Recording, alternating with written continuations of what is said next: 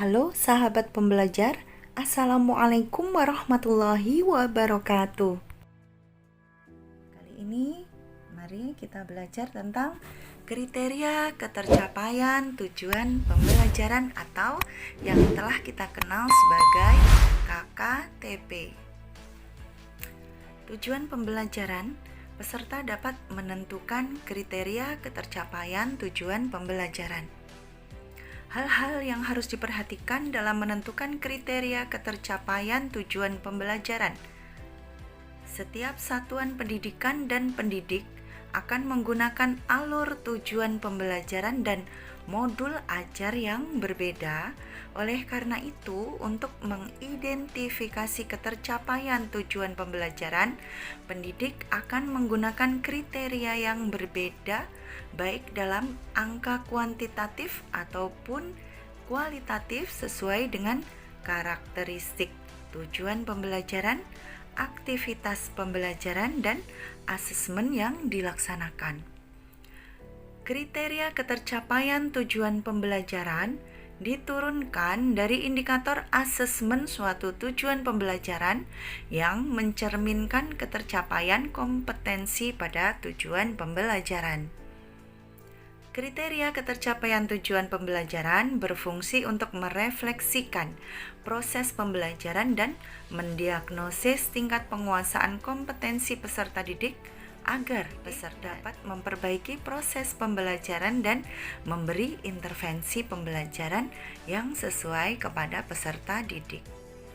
Tujuan pembelajaran. Tujuan pembelajaran merupakan deskripsi tiga aspek kompetensi, yakni pengetahuan, keterampilan, dan sikap yang diperoleh siswa dalam satu atau lebih kegiatan pembelajaran, disusun secara kronologis berdasarkan urutan pembelajaran dari waktu ke waktu yang menjadi prasyarat menuju CP. Rumusan tujuan pembelajaran mencakup kognitif, yaitu mengingat, memahami, mengaplikasi, menganalisis, mengevaluasi, dan mencipta. Dan dimensi pengetahuan, yaitu faktual, konseptual, prosedural, metakognitif. Perilaku capaian seperti kecakapan hidup, yaitu kritis, kreatif, komunikatif, dan kolaboratif. Profil pelajar Pancasila, beriman, berkebinekaan global, gotong royong, kreatif, bernalar kritis, dan mandiri. Komponen tujuan pembelajaran. Kompetensi adalah kemampuan yang dapat didemonstrasikan siswa dalam bentuk produk atau kinerja, baik itu abstrak maupun konkret, yang menunjukkan siswa telah berhasil mencapai tujuan pembelajaran. Konten, ilmu pengetahuan inti atau konsep utama yang diperoleh siswa melalui pemahaman selama proses pembelajaran di akhir satu unit pembelajaran. Variasi, keterampilan berpikir yang perlu dikuasai siswa untuk dapat mencapai tujuan pembelajaran, seperti keterampilan berpikir kreatif, kritis, mengevaluasi, menganalisis, memprediksi, menciptakan, dan lain-lain. Contoh tujuan pembelajaran: menjelaskan rumusan dan isi Pancasila dari tiga tokoh pendiri bangsa dan membandingkan serta menceritakan dengan menggunakan kata-kata sendiri secara kritis. Merancang solusi untuk menyelesaikan permasalahan dalam bidang konservasi energi dalam skala rumah tangga sebagai sikap kreatif dan inovatif. Mengkaji hukum Newton dengan mengambil contoh dari fenomena keseharian di lingkungan sekitarnya. Menganalisis ide pokok dari teks, deskripsi, narasi, dan eksposisi serta nilai-nilai yang terkandung dalam teks sastra, baik itu prosa, pantun maupun puisi, dari teks dan atau audio visual. Mendeskripsikan pentingnya anggota tubuh dalam melakukan kegiatan sehari-hari, menjelaskan peran diri dan anggota keluarga lainnya di rumah melalui wawancara anggota keluarga. Alur tujuan pembelajaran. Capaian pembelajaran adalah kompetensi yang diharapkan dapat dicapai oleh peserta didik di akhir fase. CP terdiri dari 6 fase, yaitu fase A sampai dengan fase F, atau tahapan yang meliputi seluruh jenjang pendidikan dasar dan menengah. Fase tersebut yaitu fase A, kelas 1 dan 2, fase B, kelas 3 dan 4, fase C, kelas 5 dan 6, fase D, kelas 7, 8, 9, fase E, kelas 10, dan fase F, kelas 11 dan 12. Alur tujuan pembelajaran merupakan rangkaian tujuan pembelajaran yang tersusun secara sistematis dan logis di dalam fase secara utuh dan menurut urutan pembelajaran sejak awal hingga akhir suatu fase. Alur disusun secara linear sebagaimana urutan kegiatan pembelajaran yang dilakukan dari hari ke hari untuk mengukur CP. Menyusun ATP dari CP elemen 1, misalnya turun TP 1.1, 1.2, 1.3, 1.4 dan seterusnya. Dari CP elemen 2 turun ke TP menjadi TP 2.1, 2.2, 2.3 dan seterusnya. Perlu menjadi perhatian catatan berikut ini, yaitu TP dan ATP isinya adalah sama. ATP itu hanya mengurutkan dari TP atau membuat alur dari TP yang disusun. Bisa alurnya mulai dari dimensi pengetahuan yang konseptual sampai dengan metakognitif.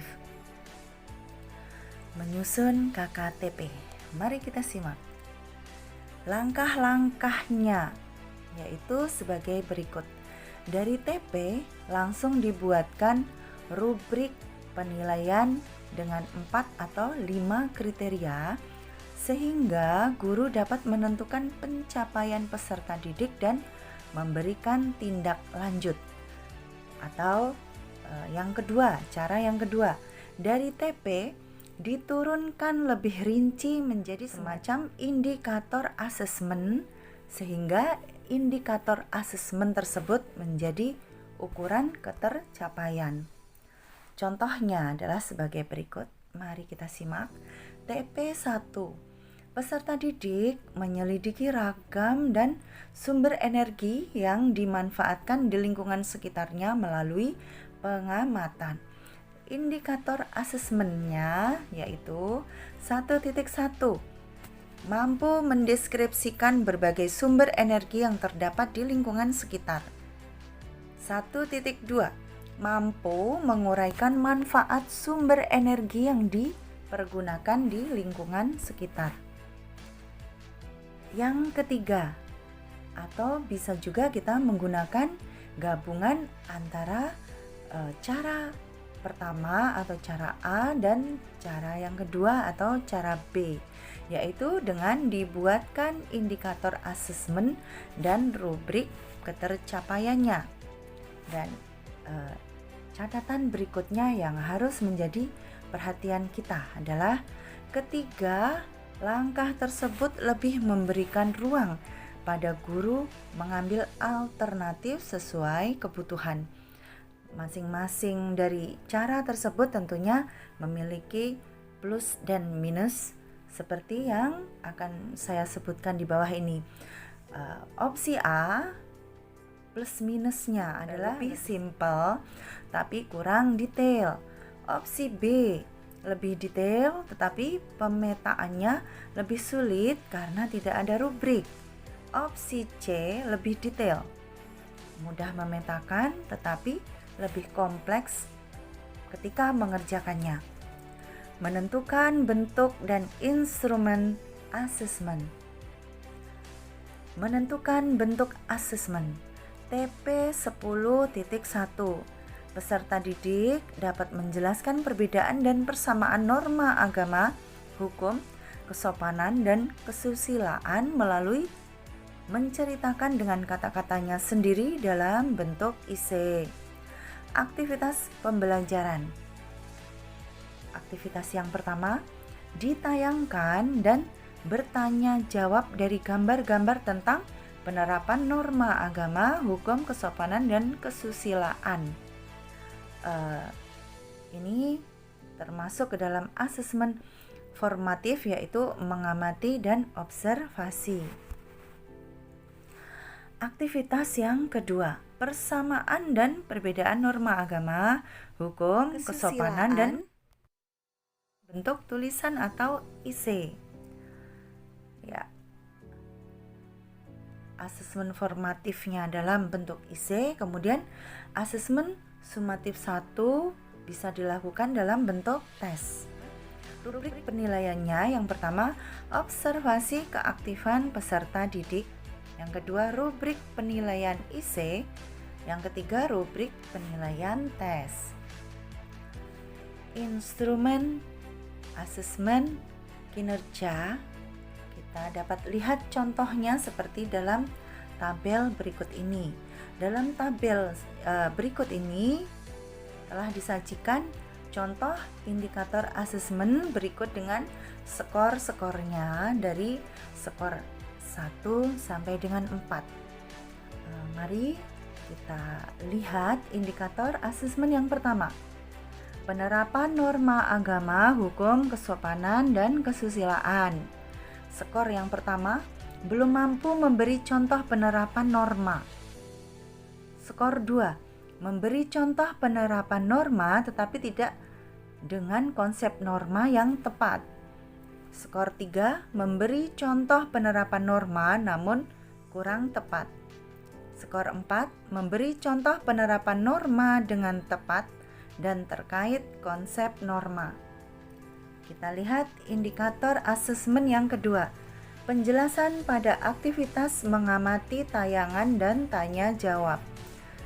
Skor yang pertama, skor 1, belum mampu menjelaskan dengan percaya diri. Skor 2, mampu menjelaskan, sebagian penjelasan kurang relevan dan kurang percaya diri. Skor 3, mampu menjelaskan, ada bagian kecil penjelasan yang kurang relevan. Skor 4, mampu menjelaskan kegiatan yang dilakukan secara relevan. Indikator asesmen yang selanjutnya yaitu kemandirian dalam melakukan kegiatan. Skor 1, seluruh kegiatan dilakukan dengan bantuan guru dan teman. Skor 2, kegiatan dilakukan dengan bantuan guru pada bagian tertentu. Skor 3, kegiatan dilakukan dengan bantuan teman pada bagian tertentu. Skor 4, seluruh kegiatan dilakukan sendiri. Skor minimal yang bisa kita berikan adalah 3, sedangkan skor maksimalnya adalah 12. Nilai asesmen yang diperoleh dapat dihitung dengan cara skor yang diperoleh dibagi dengan skor maksimal, kita kalikan dengan 100. Berikut ini contoh instrumen asesmen tes.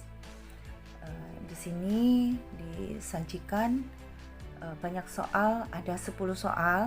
Skor terendahnya adalah 0, skor tertingginya adalah 12. Penghitungannya seperti yang sudah kita ketahui sebelumnya, yaitu skor yang diperoleh kita bagi dengan skor maksimal, kita kalikan dengan 100. Baik, sahabat pembelajar, pada akhirnya kita sampailah kepada kesimpulan. Pelaksanaan asesmen formatif dapat dilakukan dengan memperhatikan hal-hal berikut ini. Yang pertama, dilakukan bersamaan dalam proses pembelajaran, yang kemudian ditindaklanjuti untuk memberi perlakuan berdasarkan kebutuhan peserta didik serta perbaikan proses pembelajaran. Yang kedua, pendidik dapat menggunakan berbagai teknik seperti observasi, performa, yaitu mencakup bisa dilakukan penilaian kinerja, produk, proyek maupun portofolio, dan bisa juga dengan menggunakan tes. Tindak lanjut yang dilakukan bisa dilakukan langsung dengan memberikan umpan balik atau melakukan intervensi. Pendidik dapat mempersiapkan berbagai instrumen seperti rubrik, catatan anekdotal, lembar checklist untuk mencatat informasi yang terjadi selama pembelajaran berlangsung. Selanjutnya adalah sumatif, dilakukan pada akhir lingkup materi untuk mengukur kompetensi yang dikehendaki dalam tujuan pembelajaran dan pada akhir semester. Pendidik dapat menggunakan berbagai teknik seperti portofolio, performa, yaitu kinerja, produk, proyek maupun portofolio, dan juga tes. Hasil sumatif dapat ditindaklanjuti dengan memberikan umpan balik atau melakukan intervensi kepada pendidik atau melakukan intervensi kepada peserta didik maupun proses pembelajaran yang telah dilakukan. Kriteria ketercapaian tujuan pembelajaran atau KKTP tidak menjadi standar minimum yang harus dicapai setiap peserta didik. Setiap peserta didik mungkin berada pada kriteria pencapaian yang berbeda. Dengan demikian, kriteria ketercapaian tujuan pembelajaran atau KKTP menjadi sumber informasi atau data bagi pendidik untuk menentukan tindak lanjut penyesuaian pembelajaran sesuai kondisi peserta didik. Terima kasih. Semoga bermanfaat. Akhir kata, wassalamualaikum warahmatullahi wabarakatuh.